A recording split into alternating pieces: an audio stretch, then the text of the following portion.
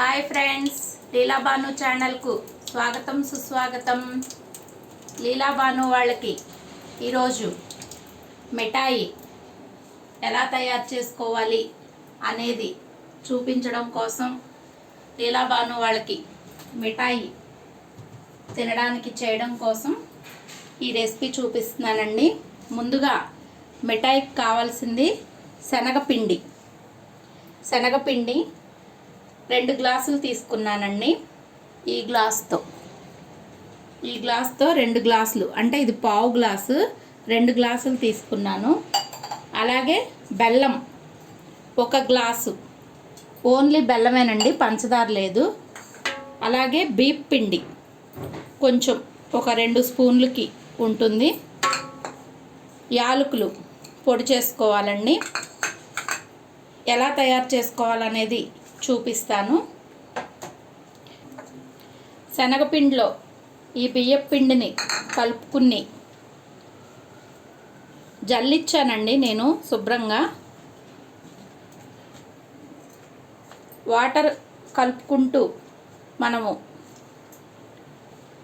మన అట్టు పిండి కనుక మనం అట్లు దోశ వేసుకునే పిండి దోశ వేసుకోవడానికి ఎలా వస్తుందో అలా మనం చక్కగా పిండిని కలుపుకోవాలండి.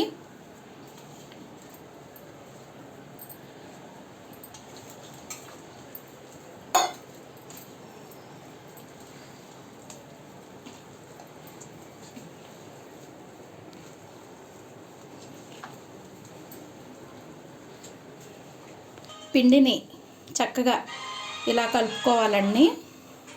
మన పిండిని ఇప్పుడు గిన్నెలో ఒక పిండి తీసుకుని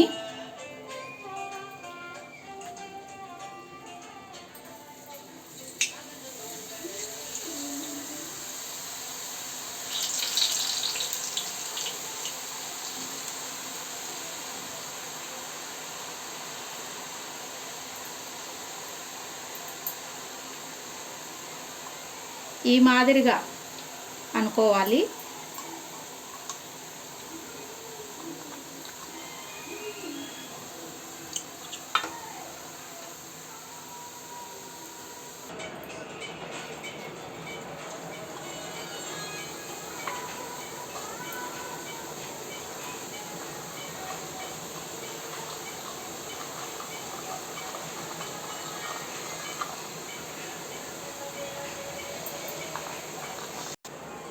చక్కగా మనకి ఇలా పూసలాగా రావాలండి. దోరగా వేయించుకోవాలి. మనం బెల్లాన్ని పాకం పట్టుకోవాలండి. బెల్లం వేసి 1 టీ గ్లాస్ నీళ్లు పోసి మళ్ళా పాకం మీకు ఎలా రావాలనేది చూపిస్తాను. పాకం ఇలా కాకుండా మనకి చక్కగా గట్టిగా ఉండవల్లే రావాలండి. ఇలా ఇంకొంచెం సేపు ఉడకనిద్దాం. ఈలోపు మనం యాలకుల పొడి కూడా వేసేసుకుందాం.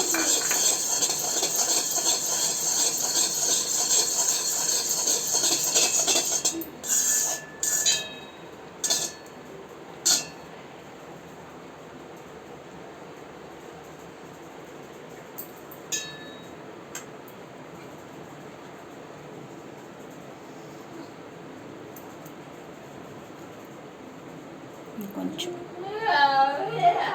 తేగ పాకం వచ్చింది, కొంచెం ఉంటే మనకి సరిపోతుంది.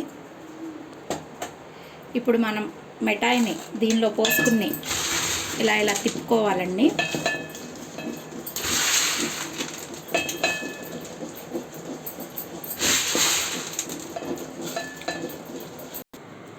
ఒక స్పూను ఆయిల్ మనం ఎక్కడైతే అచ్చేస్తామో దానికి ఇలా రాసుకోవాలండి.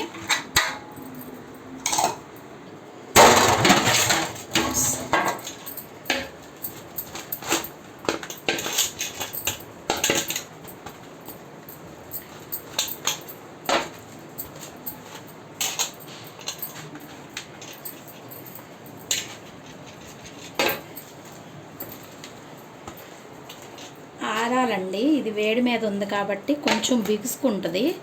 మనం ఏంటంటే ఇట్లా రౌండ్గా చేసుకుని అచ్చు చేసుకుంటే సరిపోద్ది.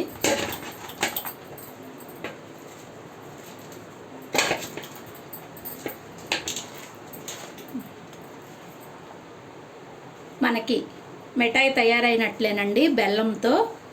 మీకు గనక మా మిఠాయి తయారీ విధానం గనక నచ్చినట్లయితే కనుక మా లీలాబాను ఛానల్ని సబ్స్క్రైబ్ చేసుకుని లైక్ చేసి షేర్ చేస్తారని కోరుకుంటూ అందరికీ ధన్యవాదాలండి.